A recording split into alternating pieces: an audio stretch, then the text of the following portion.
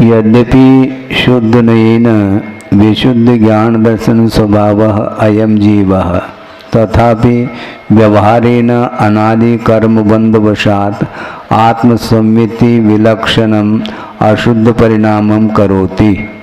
आत्मसंविति विलक्षणम होना चाहिए।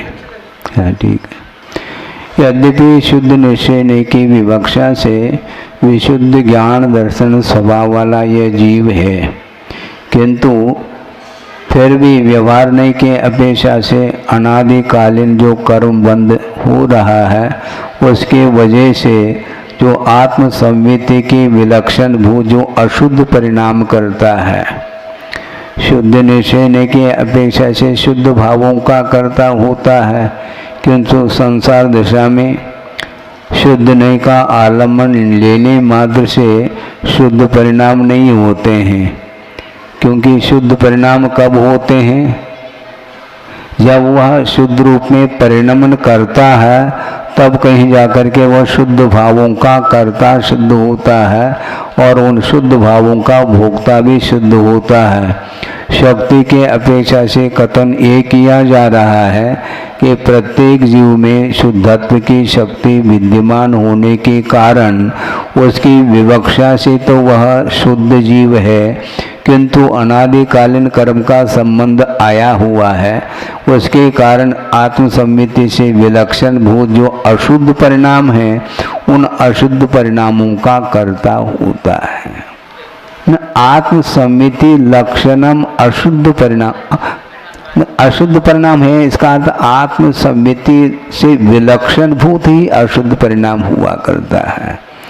क्योंकि आत्मा का संवेदन हो और प्रसंग में यदि मान लो वह संवेदन वीतरागता के साथ लिया जाए तो उससे ठीक विपरीत ही माना जाएगा यह अशुद्ध परिणाम। क्योंकि आत्मा का संवेदन तो प्रत्येक संसारी प्राणी को होता है, किंतु आत्म संवेदन का अर्थ ये नहीं लेना चाहिए, क्योंकि संवेदन शब्द जो है वह अनुभूति सूचक शब्द है, किंतु वह संवेदन सराग स्व संवेदन भी होता है और वीतराग स्व संवेदन होता है। तो सराग स्व संवेदन के साथ शुद्ध भावों का कर्ता नहीं हो सकता, इसलिए स्वसंवित्ति से विलक्षण भूत जो अशुद्ध परिणाम है उनका वह कर्ता होता चला जाता है। क्रोध भाव औदैक भाव है, उदय के कारण वह क्रोधादिक परिणाम होते हैं, किंतु उन औदैक भावों से आत्मा यदि प्रभावित होती है तो विशेष स्थिति और अनुभाग के साथ अभिनव कर्म का वह कर्ता शुद्ध हो जाती है आत्मा। इसलिए उदय मात्र से बंद होता है हम मानते हैं, किंतु विशिष्ट स्थिति अनुभाव को लेकर के जो बंद हो नहीं रहा वह किया जा रहा है। कर्म के उदय में ही कर्म का बंद होता है, यह हम मानते हैं। कुछ ऐसे भी कर्म होते हैं जो कर्म के अनुदय में भी उनका बंद होता रहता है, जिसको परोदय बंद बोलते हैं। और कुछ ऐसे कर्म हैं जिनके उदय में ही उनका बंद होता है, जिसका नाम सोदय बंदी प्रकृति बोलते हैं। मिथ्यात्व कर्म के उदय से ही मिथ्यात्व का बंद होता है, ये सोदय बंद माना जाता है। तो इस प्रकार आत्मसम्मिति से विलक्षण भूत जो अशुद्ध परिणाम है उनका कर्ता शुद्ध हो जाता है। इसलिए ततः परिणामात कर्मातीत अनंत ज्ञानादि गुणात्म स्वभाव प्रच्छादकम पौद्गलिकम ज्ञानावरणादि कर्म बदनाति। हाँ, अब आत्मगत अशुद्ध परिणाम हुए नहीं तो बस उसके परिणाम के उस परिणाम के माध्यम से जो कर्मातीत अनंत ज्ञानादि गुणात्मक जो आत्मा का स्वभाव है उसको प्रच्छादित करने वाला आवरणित करने वाला जो पौद्गलिक ज्ञानावरणादि कर्म है उसका बंद करता है। आप भाव करो और बंद न हो ये संभव नहीं। हाँ,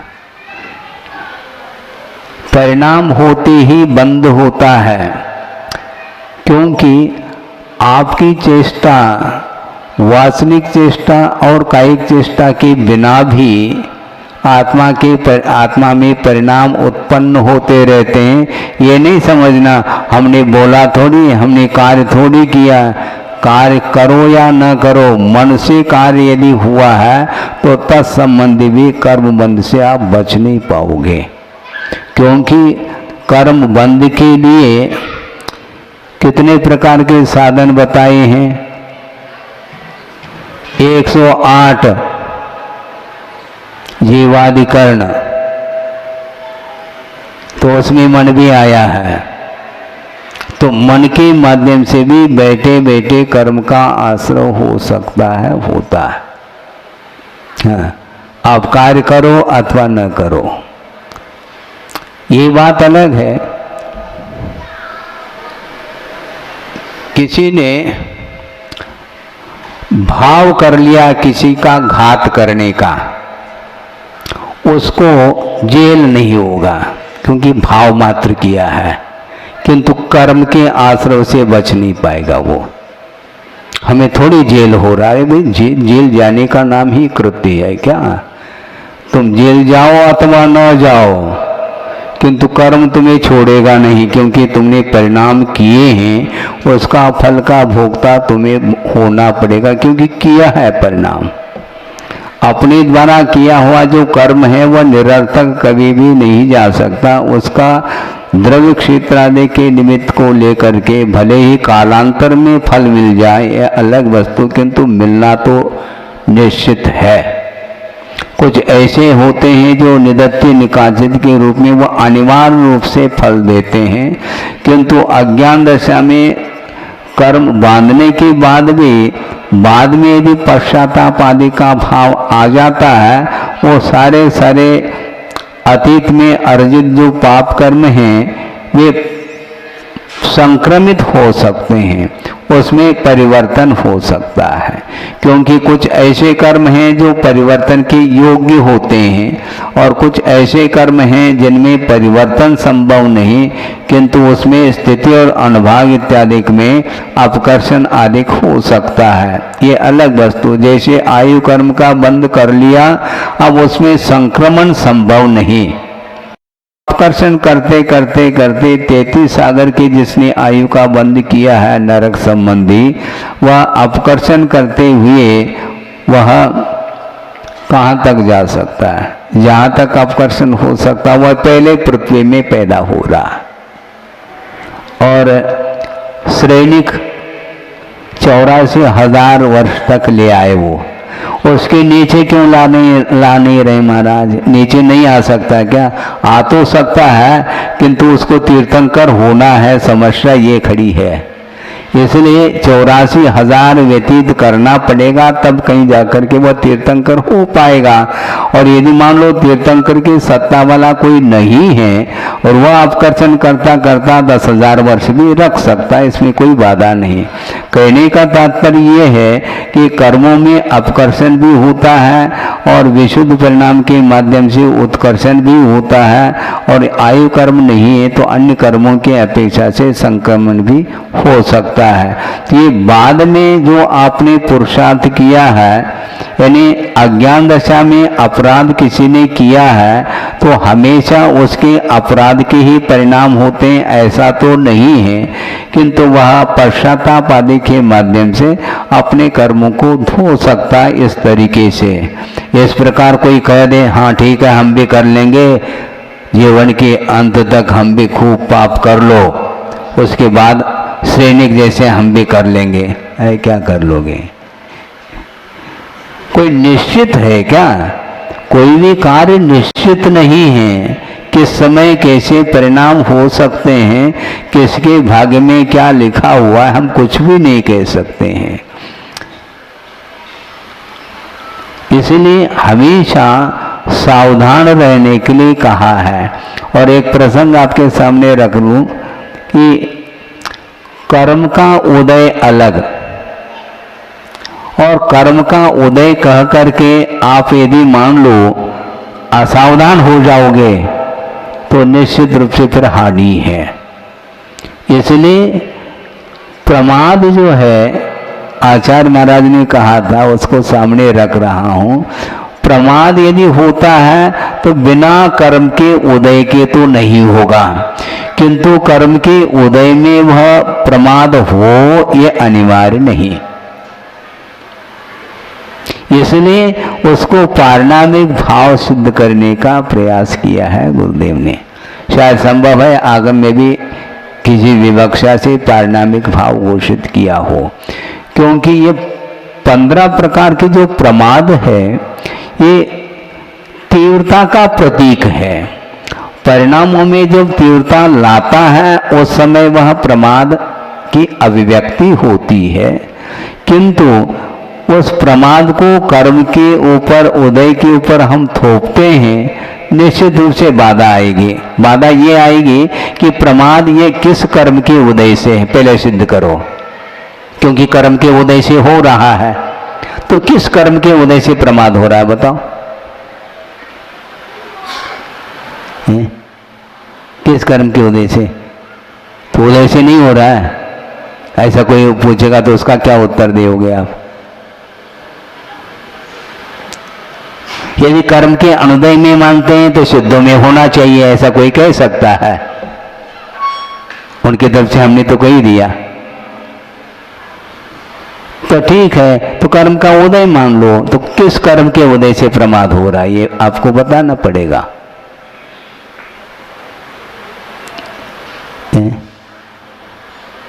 किस कर्म के उदय से? महाराज मौनी कर्म के उदय से। कौन से मौनी कर्म के उदय से? चारित्र मौनी कर्म के उदय से। तो उसमें भी कौन से कर्म के उदय से? बोलो। संजुलन। तो संजुलन के उदय से यदि मानते हैं तो सप्तम आदि गुणस्थान में संजुलन का उदय है, वहां पर प्रमाद का अभाव है। तो ऐसी स्थिति में वह प्रमाद औदय कहाँ सिद्ध हुआ? अर्थ ये है कि वस्तुतः असावधानी का नाम प्रमाद ही ये कहा जा रहा है। हाँ, कुशलेषु अनादर, जो कुशल कार्य है, धार्मिक कार्य है, उसमें असावधानी करना यह प्रमाद माना जाता है। इसमें आप कर्म का उदय था, ऐसा हुआ, उदय था, ऐसा हुआ, ऐसा नहीं चलेगा, क्योंकि इसमें फिर प्रायश्चित दंड की क्या व्यवस्था होगी? क्योंकि जो भी अपराध बन पड़ा है वह कर्म के उदय में अपराध हुआ है, मेरा इसमें क्या दोष है, ऐसा कोई कह सकता है? ऐसा नहीं है ये।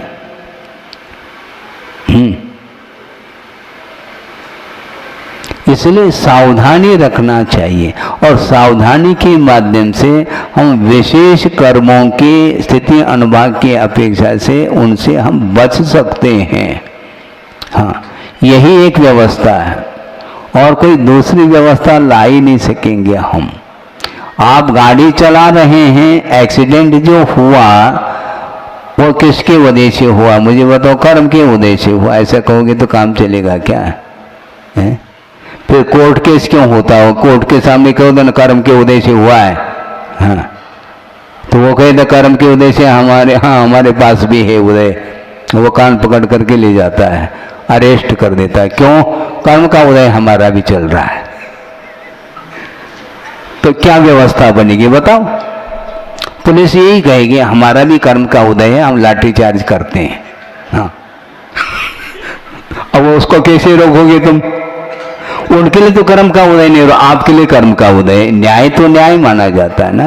ये कर्म के उदय में हुआ कार्य है, किंतु कर्म के उदय में कार्य तब होता है जब हम असावधान होते हैं, तब की बात है। हाँ, और फिर कोई कहता है कि हमने तो, कोई कहता है कि एक्सीडेंट, हम तो गाड़ी नहीं चला रहे महाराज, हम तो पैदल जा रहे हैं और एक्सीडेंट हो गया, तो हमारा कौन सा कर्म का उदय है? ऐसा आप कहेंगे? जैसे कभी महोदय बैठे, वो कहने के लिए तैयार रहते हैं हमेशा। तो उसका कौन सा कर्म का उदय है? ये ध्यान रखो, अतीत में किया है वो तो फल मिलेगा, वर्तमान में भले ही वह नहीं कर रहा है, ये अलग वस्तु है। अनेक प्रकार के कर्म बंद किया है, उसके लिए उसी प्रकार की संयोजना होगी।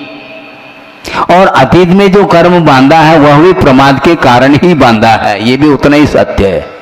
कुल मिला करके प्रमाद ही एकमात्र कारण सिद्ध हो रहा है। हाँ, क्या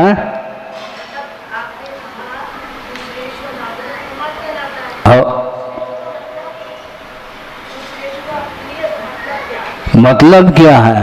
अनादर का अर्थ क्या है ये बता दो पहला, अपने आप सिद्ध हो जाएगा। आदर भाव का अभाव, तो विषयों में आदर करना अप्रमत्त अवस्था हो जाएगी फिर है? फिर क्या? क्योंकि आदर भाव का नाम अप्रमत्त अवस्था, तो आदर विषयों में कर रहा है कोई, तो अप्रमत्त होकर के काम कर रहा है वो। क्या कहना चाहो आप, बोलो? सांसारिक कार्य में है तो हाँ, उसमें भी सावधान रखा जाता है। प्रमाद की क्वालिटी भी काम आती है। हाँ, एक अनंतानंद जन्य प्रमाद अलग है, वो भयंकर प्रमाद है वो। अप्रत्याख्यानावरण जन्य अलग है, प्रत्याख्यानावरण जन्य अलग है, संविलन जन्य अलग है। क्योंकि प्रमाद की जो सीमा बताई है वह छठे गुणस्थान तक प्रमाद की सीमा उन्होंने खींची है। उसके बाद प्रमाद का अभाव हो जाएगा, इसलिए वह अंतदीपक है। जैसे चतुर्थ गुणस्थान में असंयत भाव अंतदीपक है, उसी प्रकार प्रमाद जो है वह छठे गुणस्थान तक होता है, वहां तक प्रमाद की सीमा है। अब हमेशा वह प्रमादी करता है ऐसा नहीं कहा जा रहा है, किंतु होगा तो छठे गुणस्थान तक होगा ये कहा जा रहा है।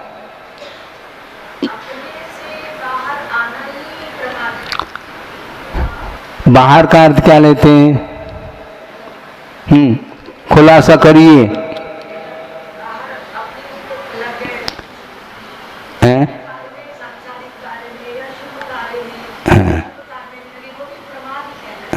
ठीक है ना? हाँ, इसलिए हम कहना ये चाह रहे हैं, एक मिथ्या दृष्टि है और वह सम्यक दर्शन के सम्मुख है। वह प्रमाद कर रहा है क्या? बोलिए जल्दी। एक मिथ्या दृष्टि है, अवैध सम्य दृष्टि की बात नहीं कर रहा हूं। एक मिथ्या दृष्टि है जो कि वह चार लब्धियों से संपन्न है और वह पंचम लब्धि में प्रवेश कर रहा है, करण लब्धि में, और उसमें उसके जो परिणाम हैं वह अनंतर समय में सम्यक को उत्पन्न करने रूप उसके परिणाम हो रहे हैं। तो वो परिणाम क्या अनादर रूप परिणाम है? तो ऐसी स्थिति उस समय वहां अप्रमत्त है क्या प्रमत्त है? अप्रमत्त का सप्तम गुण स्थान क्यों लेते हैं आप? समस्या ये है। अप्रमत्त का अर्थ सीधा सीधा सावधान रहना, और सावधानी के साथ जो चलेगा वह मिथ्यात्व गुणस्थान में भी वह विकासोन्मुख माना जाएगा। उसके जो परिणाम हैं वह वृद्धिंगत है लेशाओं की अपेक्षा से, क्योंकि जब वह मिथ्या दृष्टि तत्व चिंतन के सम्मुख पहुंच जाता है उस समय उसकी लेशाएं शुभ होती हैं, यथायोग्य गतियों की अपेक्षा से अलग है। तो वह जागृत है, जागारो कहा, सोनेरा वो, इसी से स्पष्ट है वह प्रमादी नहीं है उस समय। ये तो इतना तो कम से कम लेकर के चलो ना। जागारों का अर्थ क्या लेते हैं? घुराटा ले रहा है क्या? सम्यक दर्शन के सम्मुख अवस्था में वह प्रमादी थोड़ी होगा, वह निद्रालु है क्या? निद्रित अवस्था में सम्यक दर्शन जो प्राप्त हुआ सम्यक दर्शन वह रह सकता है, किंतु निद्रित अवस्था में वह उत्पन्न नहीं कर सकता है। इससे स्पष्ट है वह अप्रमत्त है। अब तो स्वीकार करो। हाँ, हाँ। बिल्कुल महाराज मिथ्या दृष्टि है, मैं मान रहा हूं, किंतु वह उसकी जो लेशा है वह शुभ लेशा है और उसमें भी विकासोन्मुख है। और इतना विकास कर सकता है, आपको आश्चर्य लगेगा। हाँ, क्या आश्चर्य लगेगा? हम ये कहना चाहते हैं मिथ्यात्व गुणस्थान से डायरेक्ट सप्तम गुणस्थान, जुगवम परिवन्नो, एक साथ उत्पन्न करता है। वो क्रम से उत्पन्न करना अलग वस्तु, पहले से चौथे में गया, फिर पांचवें में गया, फिर सातवें में गया, ये क्रम अलग है। किंतु यह एक मिथ्या दृष्टि वह है जो कि वह एक साथ उपशम सम्यक के साथ पंचम गुणस्थान को प्राप्त कर सकता है, अथवा उपशम सम्यक के साथ अप्रमत्त गुणस्थान को डायरेक्ट प्राप्त कर सकता है। तो ऐसी स्थिति में वह प्रमादी हो, बात बनती नहीं।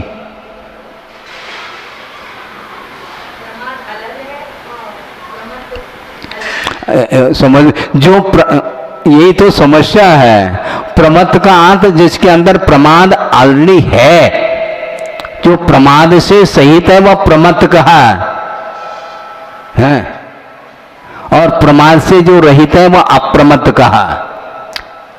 प्रमाद अपने आप में यह गुणवाची शब्द है, और प्रमत्त जो है यह द्रव्यवाची शब्द है। जिसके अंदर प्रमाद हो उसका नाम प्रमत्त है। उन्माद और उन्मत्त अंतर है। जिसके अंदर उन्माद है उसका नाम उन्मत्त कहा। इसमें भी अंतर लाना चाहो क्या है? प्रमाद और प्रमत्त में देखो कैसे कैसे अंतर लाना चाह रहे हैं आप लोग। आप सोचो, मिथ्यात्व गुणस्थान में वह अनंतर समय में सप्तम गुणस्थान को प्राप्त करने वाला है, वह कभी भी प्रमादी नहीं हो सकता। तो महाराज प्रथम गुणस्थान में भी आपको अप्रमत्त कहना चाहो क्या? अप्रमत्त का अर्थ क्या लेना चाहते हैं मुझे बताओ। अप्रमत्त यह गुणस्थान संज्ञक शब्द अलग है, किंतु प्रमाद से ऊपर उठना यह कहीं भी बन सकता है। किसी भी गुणस्थान अलर्ट होने का नाम यहां पर अप्रमत्त संज्ञा दी गई है। इसलिए एक मिथ्या दृष्टि है, और वह यदि कृष्णतम लेशा में है तो उस परिणाम के द्वारा उसके नरकाय के योग्य परिणाम हो रहे हैं। पतन की ओर है वो, और एक उत्थान की ओर है दोनों मिथ्यात्व गुणस्थान में। पकड़ना बहुत कठिन है। कक्षा एक ही है, किंतु एक हीमान और एक वर्धमान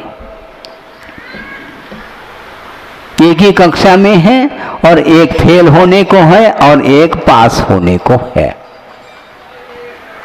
कक्षा एक। अब इसमें क्या करोगे? प्रमाद है, स्वीकार करो ना, अध्ययन करो नहीं। और फेल हो गया तो ऊपर से क्या कहता है कि वो आउट ऑफ कोर्स आ गया महाराज, प्रश्न कुछ जो है ना कोर्स के रहे नहीं और इसलिए हम फेल हो गए। गलत बात है।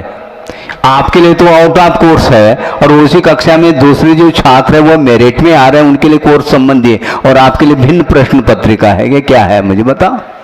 प्रश्न वही है, जो फेल हो रहा उसके लिए भी वही प्रश्न, जो पास हो रहा उसके लिए भी वही प्रश्न है। इसको बोलते हैं सरासर जो है असत्य। हाँ, वो अपने आप की कमजोरी को स्वीकार नहीं करना चाहता। ये समस्या ये है। अपराध करना यह उतना अपेक्षाकृत कह रहा हूं, अपराध करने के लिए नहीं कह रहा हूं, किंतु अपराध करता है वह एक अलग विषय है। किंतु अपराध करने के उपरांत उसको जो स्वीकार करता है वो बहुत जल्दी उसका विकास होगा, क्योंकि उसने स्वीकार कर लिया है मैं पापी हूं। वह स्वीकार कर रहा है, प्रतिक्रम कर रहा है, और प्रतिक्रम वही करता है जो अपराध करता है ना। क्या निरपराध व्यक्ति भी प्रतिक्रमण करता है? नहीं कर सकता। वो सामायिक के काल में प्रतिक्रमण नहीं, क्योंकि प्रतिक्रमण के पश्चात सामायिक में लीन है, वह निरपराध साधक माना जाता है। जो प्रतिक्रमण कर रहा है वह निरपराध नहीं, वो धो रहा है। अपराध को धोने में लगा है वो। कृतदोष निराकरणम प्रतिक्रमण कहा। किए गए दोषों का निराकरण करना, उसका निर्मूलन करना यह प्रतिक्रमण माना जाता है। इसलिए मिथ्यात्व की भूमिका में भी किसी का पतन हो रहा है और किसी का उत्थान हो रहा है। तो उत्थान जो होगा वह अप्रमत्त दशा का प्रतीक है, और जो पतन जो होता है वह निश्चित रूप से प्रमाद का सूचक है।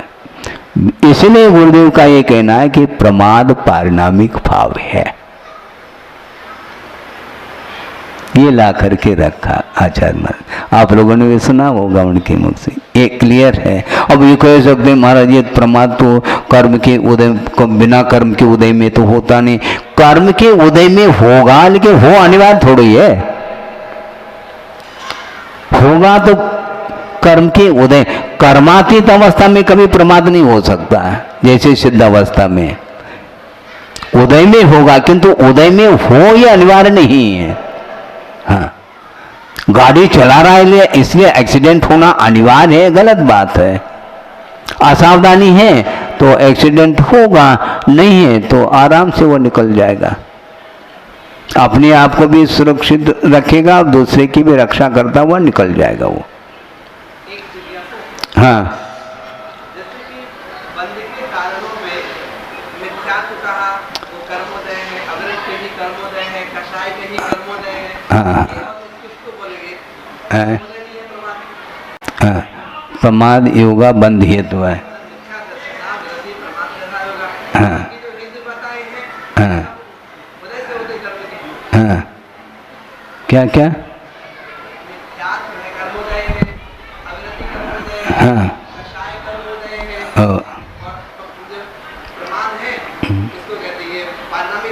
हाँ, बिल्कुल हो गया।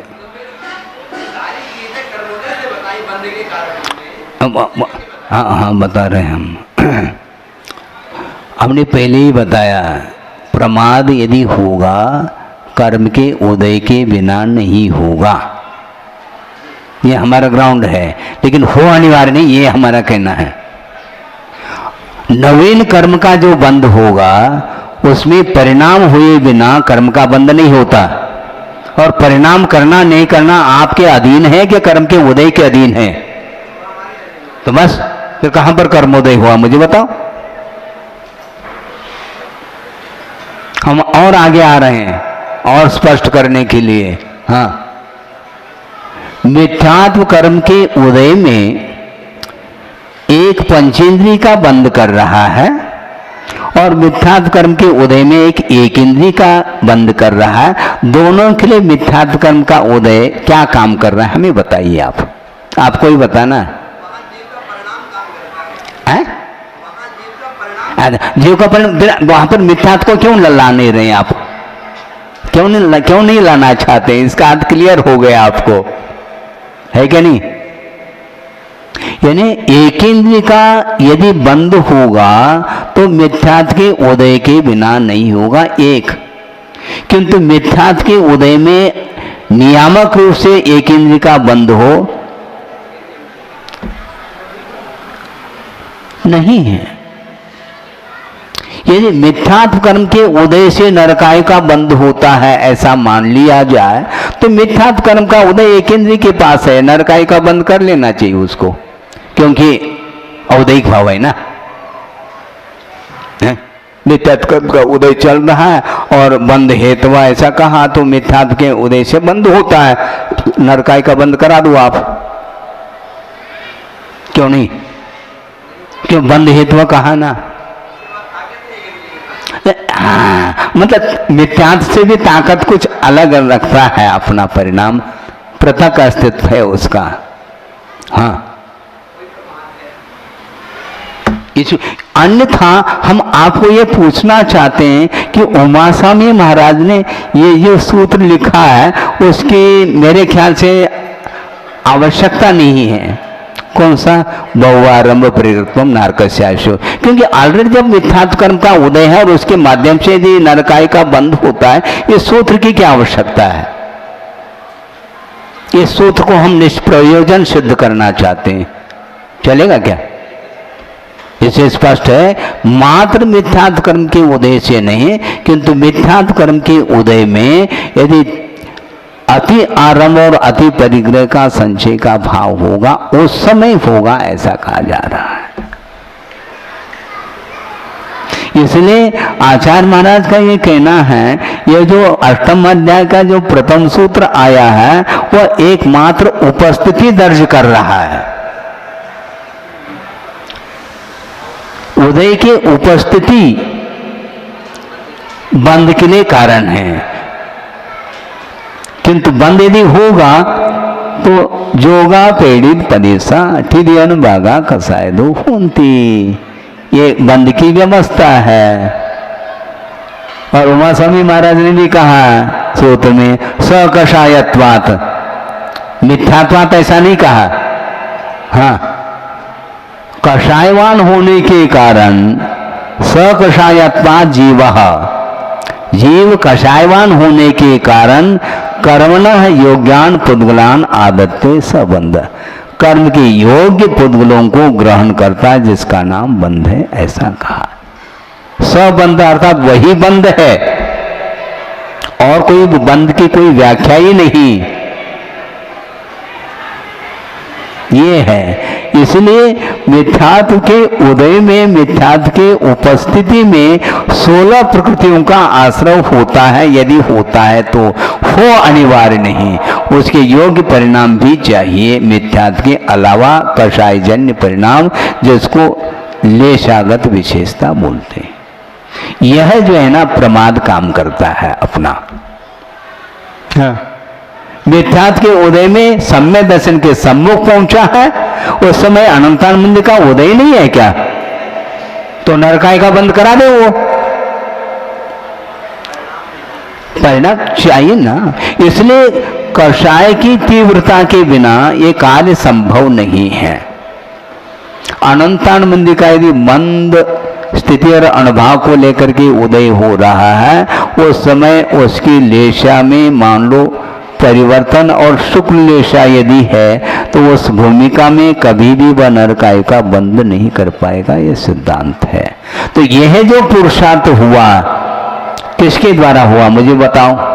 यदि पुरुषार्थ नहीं करता, असावधानी रखता, तो वह नरकाय के बंद के योग्य परिणाम कर लेता। तो नरकाय के बंद के योग्य जो परिणाम हो रहे हैं, ये असावधानी के कारण हो रहे हैं, इसको बिल्कुल जो है ना श्रद्धा का विषय बना लेना चाहिए।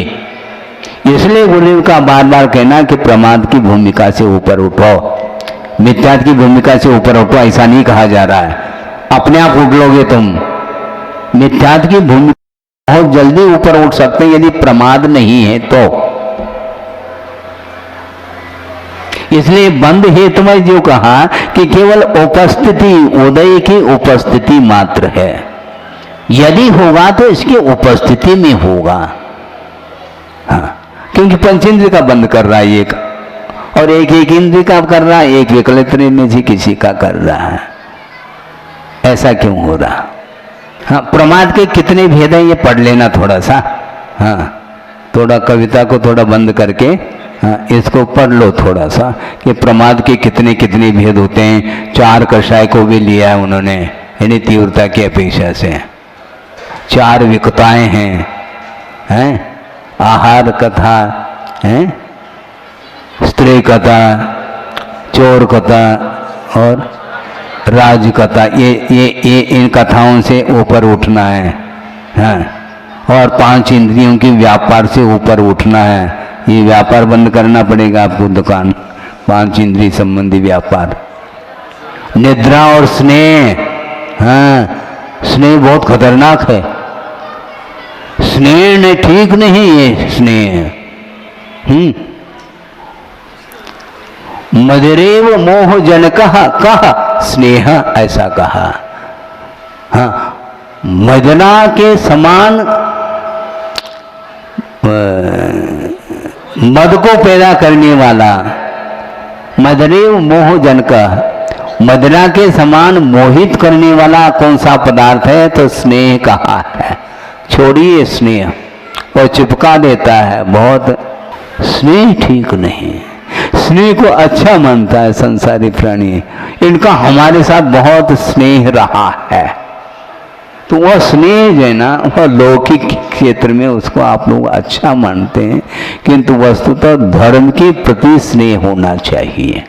जैसा आगमकार कह रहे हैं वैसा नहीं रखना चाहिए, खत्म बात। कैसा रखना चाहिए, रखने की बात कर रहे हैं तो स्नेह ना रखो। और दूसरी बात यह है, खूबी ये है कि स्नेह भी वह स्वार्थवशात रखता है, और जहां स्वार्थ हट गया तो वहां पर स्नेह भी समाप्त हो गया।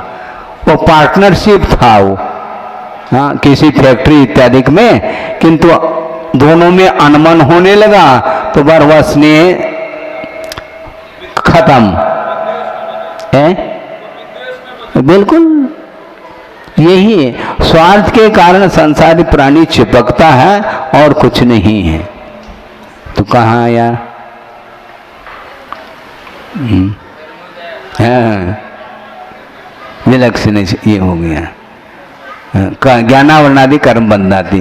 कर्मोदयात, कर्म के उदय के कारण आत्मोपलब्धि लक्षण पंचम गति सुख विलक्षणासु सुर नर नारक आदि चतुर्गतिषु गमनम भवति। क्लियर है? देखो और कर्म का जब उदय आता है तो उसके कारण क्या हो जाता है?